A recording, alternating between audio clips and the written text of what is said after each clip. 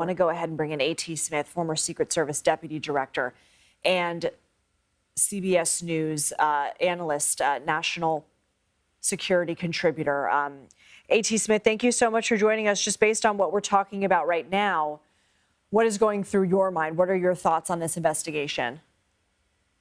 Well, I think, as I've said before, a lot of times an incident like what occurred in Pennsylvania will initiate a copycat, or it will put an act in someone's mind that, they believe they could carry out.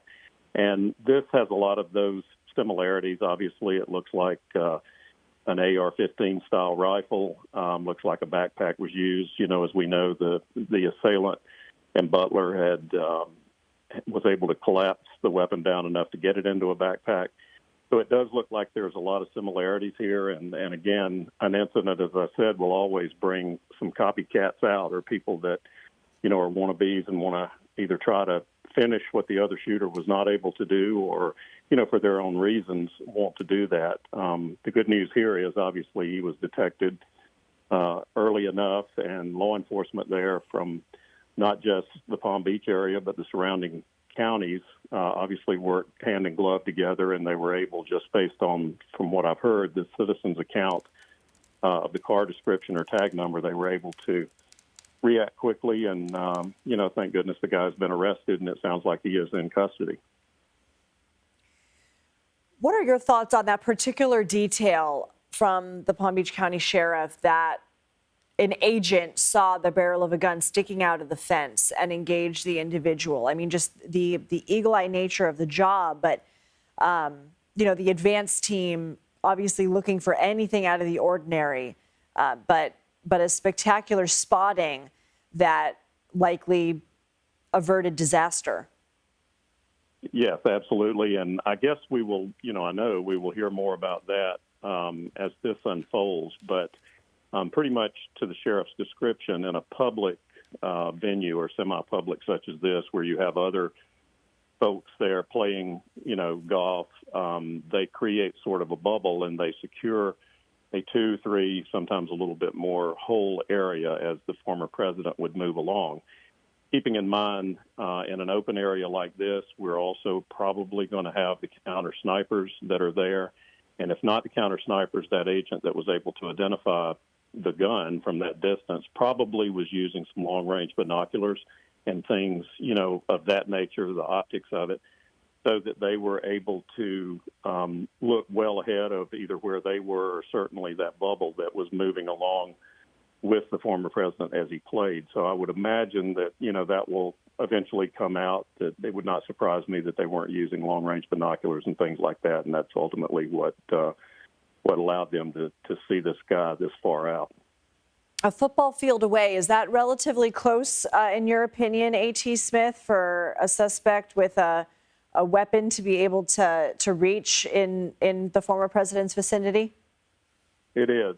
And, again, as has now been shown at Butler, there was a breakdown in the security there. And, as I've said many times before, within the Secret Service, the counter snipers are responsible for 1,000 yards.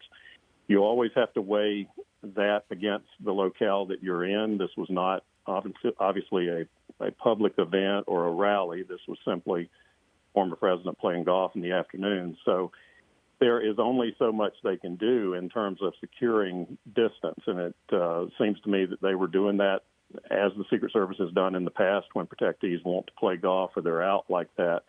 Usually those events are off-the-record movements. No one, is aware of them generally.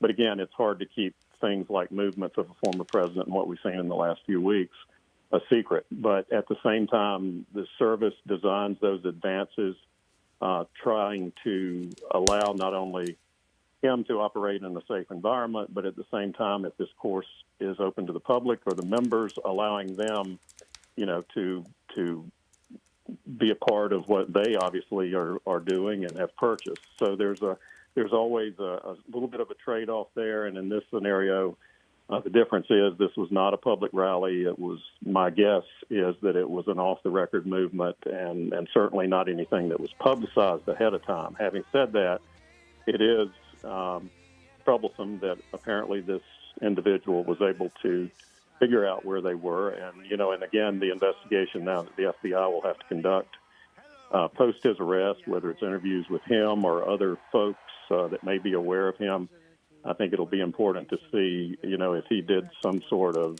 recognizance on this and, was able to sort of recon the area, if you will, to a certain degree, and knew what he was going to do and had planned it in advance of today, and then just was sort of waiting until the opportunity presented itself. We won't know that until all of the investigation is done. Is he familiar with this area? Is he from there? What is it about him that we just don't know yet? It's so early. A.T. Smith, always great to talk to you. I appreciate your time very much. I want to go now to Tom O'Connor to discuss a lot of what the FBI is going to be looking into. He's a former FBI agent, a former president of the FBI Agents Association. Tom, we know quite a great deal more now than we did the last time that we talked. There's a couple of things that I wanted to hone in on with you. And look, we can talk about whether there were failures leading up to this. Certainly that eagle-eyed agent who spotted the barrel in the fence. But then you have the witness who saw the suspect jump into that car, get a picture of the vehicle and tags. And then it seems like many systems after there did what they were designed to do. The be on the lookout alert that was sent out. The fact that a license plate reader got a hit on that vehicle as it was on the I-95 headed into Martin County, was pulled over and detained, and this didn't become even more of a serious situation. But it was also, good that the subject left his weapon at the scene and didn't have it in the car. Doesn't mean he doesn't have another weapon in the vehicle, but that at least they know that weapon is no longer in play. Great on the witness calling that in, because potentially the agents on the golf course don't have the visibility through those bushes that he was in to get that license plate and to get that information. So it all came together and worked well. And one of the things that I heard during the briefing that kind of struck a chord was the GoPro, and that the person was potentially videotaping or potentially live streaming this event that they wanted to follow through with. We've seen that in other shooting events where people who follow the ideology of accelerationists use this to put out to people online. When they're doing it live streaming, people will follow the shooting as it's happening, as sick as that is. And we saw it in Christchurch, New Zealand. We saw it, and that has caused other people to do it in the Tops shooting in Buffalo. That person videotaped and live streamed that shooting as it took place. And the idea of that is to spin up other people and kind of make this into a live event. And I mean, that is what terrorism is all about, right? To get other people to react, to put the community in fear, to influence the policies of governments, to make things change. The accelerationist movement is something that is followed by people who are violent, anti-government extremists and others. And they want to push our United States into a civil war. And by doing something like this, potentially this person, if they follow that ideology, are doing that live streaming or that videoing to do something along those lines. And that videotape or the actual GoPro will be very important, because did the person put a preamble on it beforehand announcing what they were going to do before the event started?